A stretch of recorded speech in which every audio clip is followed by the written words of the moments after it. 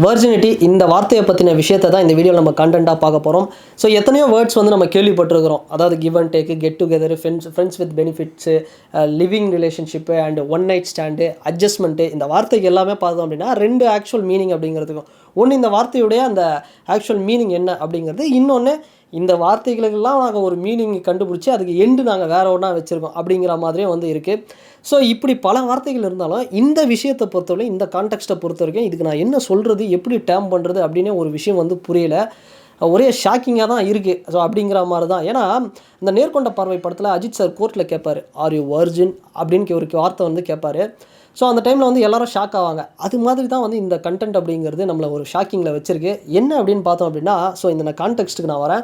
என்ன ஆச்சுன்னா, இங்கிலாண்டில் இருக்கக்கூடிய இந்த மான்செஸ்டர் அப்படிங்கிற ஒரு நகரத்தில் 22 வயசு லாரா அப்படிங்கிற ஒரு மாணவி இருக்கிறாங்க. இவங்க தன்னுடைய வர்ஜினிட்டி, அதாவது அந்த கன்னித்தன்மை கொண்டு அந்த பெண் என்ன பண்ணியிருக்காங்கன்னா, தன்னுடைய அந்த வர்ஜினிட்டியை அவங்க வந்து பார்த்தோம்னா ஒரு மிகப்பெரிய ஒரு ஹாலிவுட் ஸ்டாருக்கு 18 கோடிக்கு வந்து ஒரு எஸ்காட் ஏஜென்சி மூலயமா ஆக்ஷனில் விட்டுருக்காங்க.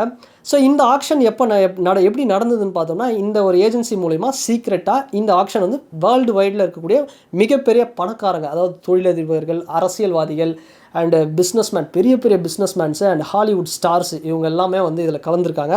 அதிகபட்சமாக இந்த பெண்ணை வந்து 18 கோடிக்கு வந்து ஏலம் எடுத்திருக்கிறாங்க. ஸோ இது யாருன்னா, ஒரு ஹாலிவுட் ஸ்டார் எடுத்துருக்கிறாரு. அவர் யார் அப்படிங்கிற டீட்டெயிலை மட்டும் சொல்லாமல் விட்டுட்டாங்க. ஸோ அதே மாதிரி இந்த ஆக்ஷன் வந்து எப்படி நடந்தது, ஸோ இதில் யாரெல்லாம் வந்து கலந்துக்கிட்டாங்க அப்படிங்கிற டீட்டெயில்ஸ் எதுவுமே ஷேர் பண்ணல. ஒரு சீக்ரெட்டாகவே இருக்குது.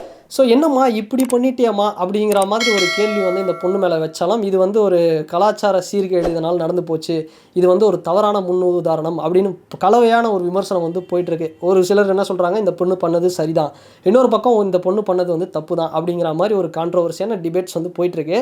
ஸோ எப்படி பார்த்தாலும் இந்த பெண், அந்த 22 வயது மாணவி, இவங்க சொல்கிற பதில் என்னன்னு பார்த்தோம்னா, நான் வந்து என்னுடைய ஃப்யூச்சருக்காக தான் இந்த விஷயத்தை வந்து பண்ணேன். எனக்கு வந்து வறுமை இருக்குது, காசு தேவை, ஃபேமிலி வந்து கஷ்டப்படுறாங்க, அதனால் எப்படியோ ஒரு நாள் என்னுடைய வெர்ஜினிட்டியை வந்து நான் இழக்க தான் போகிறேன். ஸோ இது நான் என்னோடய ஃப்யூச்சர் இன்வெஸ்ட்மெண்ட்டாக நான் இப்போ வந்து பண்ணியிருக்கேன். எனக்கு இதன் மூலயமா வந்து ஒரு 18 கோடி வந்து கிடச்சிருக்கு அப்படிங்கிற மாதிரியும் வந்து சொல்லியிருக்காங்க. ஸோ இது வந்து என்ன சொல்கிறது அப்படிங்கன்னு எனக்கு வந்து தெரியல. ஸோ இது வந்து சரியா தப்பா அப்படிங்கிறதெல்லாம் தாண்டி என்னுடைய ஒப்பீனியன் சொல்லணும் அப்படின்னா, ஸோ இது மாதிரி ஒரு ஏஜென்சி, இது மாதிரியான விஷயங்கள்லாம் வந்து ஃபார் எக்ஸாம்பிள் வந்து இங்கே நடக்குதுன்னு வச்சுக்கோங்களேன். ஃபார் எக்ஸாம்பிள் இதை பார்த்துட்டு ஒரு இதுவாகவே நடக்குது இங்கே இந்தியாவிலனா, இது வந்து ஒரு ஒரு மேட்ரிமோனி சைட்டில் ஒரு கல்யாணம் பண்ணுறதுக்காக ஸோ ஒரு பெண்ணை வந்து தேடுறதோ யாரும் கிடையாது. இங்கே இருக்கக்கூடிய ஆட்கள்லாம் பார்த்தோம்னா பெரிய பெரிய businessmans, big shots, politicians, Hollywood stars, இந்த மாதிரி ஆட்கள் தான் வராங்க. இவங்களுக்கு பார்த்தோம் அப்படின்னா இந்த பொண்ணு ஏலம் எடுக்கிற மாதிரி ஒரு வருஷத்துக்கு 4 பேர் கூட எடுக்கலாம், இன்னும் வேறு ஏஜென்சியில் வச்சு. ஸோ இது வந்து பார்த்தோம்னா அந்த பெண்ணை பொறுத்த வரைக்கும் இது வந்து இப்போதைக்கு பாதிப்பு இல்லைனா கூட ஏதோ ஒரு வகையில் இந்த பொண்ணை வந்து ஒரு வகையில் வந்து பாதிக்க தான் செய்யும். ஃபார் எக்ஸாம்பிளில் இந்தியன் சொசைட்டியோடு நம்ம வந்து கம்பேர் பண்ணி பார்த்தோம்னா, இது மாதிரி ஒரு இங்கே இருக்கக்கூடிய ஒரு மாணவியோ, இல்லை ஒரு ஐடியில் ஒர்க் பண்ணுறவங்களோ, இல்லை பேங்க்கில் ஒர்க் பண்ணக்கூடிய ஒரு பெண்ணோ, ஒரு 22, 23 வயசு பெண்ணோ வந்து போகிறாங்க, இது மாதிரியான ஒரு ஏஜென்சி மூலயமா ஒரு ஆக்ஷனில் போய் லாக் ஆகுறாங்க அப்படின்னா, நாளைக்கு அந்த பொண்ணுக்கு என்ன விதமான ஒரு ஹராஸ்மெண்ட்டு கூட வந்து நடக்கலாம். ஸோ எப்படிப்பட்ட ஒரு துன்புறுத்தல் கூட நடக்கலாம். ஸோ அதில் பாதிக்கப்படுற போகிறது யார் அப்படின்னா, அந்த பிஸ்னஸ் மேனோ, பொலிட்டீஷியனோ இல்லை அவங்களோ கிடையாது. கடைசியில் அந்த பொண்ணு தான் வந்து பாதிக்கப்பட போகிறாங்க. ஸோ அவங்களுடைய ஃபேமிலி, ஒரு இன்னசென்ட்டான அப்பா அம்மா, ஸோ அவங்க தான் வந்து இதில் மிகப்பெரிய அளவில் வந்து பாதிப்படைய போகிறாங்க.